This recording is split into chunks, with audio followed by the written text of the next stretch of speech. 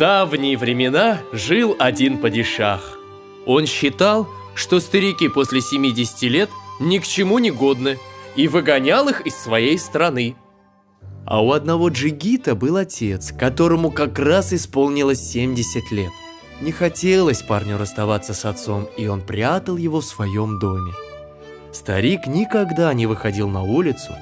Каждый день сын рассказывал ему, что происходит на свете. «Что ты видел сегодня?» – спросил его отец как-то раз. «Сегодня?» – ответил джигит. Падишах со своими визирями пришел на берег. Они увидели, как на дне сверкает жемчужина, и заставили слуг поднять ее. Слуги ныряют, ищут, ничего не могут найти. А если смотреть с берега, ее прекрасно видно. Все очень удивляются, даже визири падишаха не знают, в чем тут хитрость. Старик его спрашивает: «Скажи-ка, сынок, а нет ли там на берегу какого-нибудь дерева?» «Именно около этого дерева и ищут». «А нет ли на этом дереве птичьего гнезда?» «Есть». «Если так, эта жемчужина лежит не на дне, а в гнезде. В воде она просто отражается». Утром следующего дня падишах с визирями снова пошли на берег. И снова люди смотрят. Есть жемчужина. Ныряют, чтобы достать. Нет ее. Не выдержал джигит и говорит падишаху: «Мой повелитель, жемчужина, наверное, в гнезде на дереве. Прикажите посмотреть». Приказал визирь слугам посмотреть в гнезде. И принесли они ему прекрасную жемчужину размером с гусиное яйцо. Изумился падишах и говорит своим визирям: «Все вы, ученые люди, а додуматься до этого не смогли. Этот мальчик умнее вас!» Спрашивает падишах у джигита: «Кто тебе сказал, что жемчужина в гнезде?» «Я сам догадался», отвечает тот. Очень разозлились визири, и решили они джигита погубить. Говорят падишаху: «Этот парень хвастает, что знает все обо всем на свете. Давайте ему покажем 2 жеребцов одной масти. Пусть скажет, который из них моложе, не подходя к ним близко и не разглядывая их зубы». «Ладно», согласился падишах. Подозвал он к себе джигита и сказал ему: «Завтра утром покажем тебе 2 жеребцов одной масти. Скажешь, который из них моложе, не подходя к ним близко и не разглядывая их зубы». «Хорошо», сказал джигит грустно и пошел домой. «Как дела, сынок?» спрашивает его отец. «Отец», отвечает он, «жемчужина действительно оказалась в гнезде, как ты и говорил, но падишах задал мне на завтра еще одну задачу». И рассказал про жеребцов.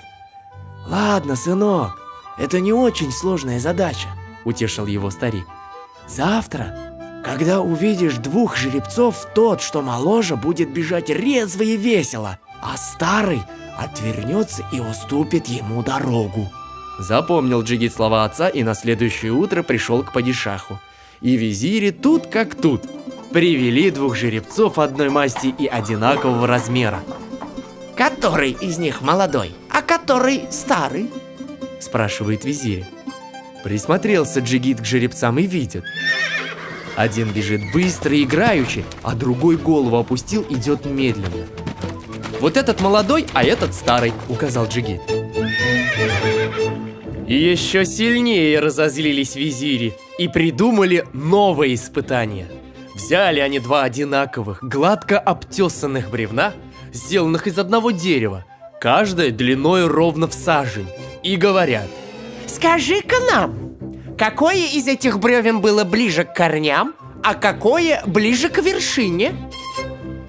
Очень расстроился парень и пошел домой. «Как дела, сынок?» спрашивает его отец. «Что сегодня видел?» «Жеребцов различил правильно, получилось, как ты и говорил. Но падишах задал мне на завтра еще одну задачу». И рассказал джигит отцу про бревна. «Ладно, сынок, это не очень сложная задача», утешил его старик. «Попроси опустить их в воду.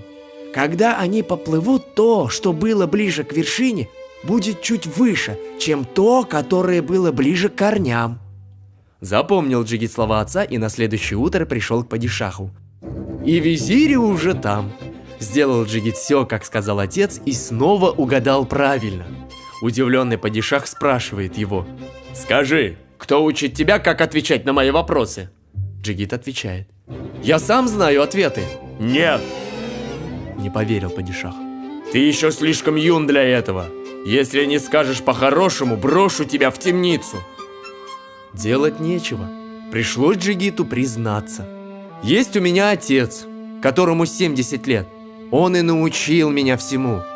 Тогда и задумался падишах. Видно, и старики нужны на этом свете. Больше не будем изгонять их из нашей страны.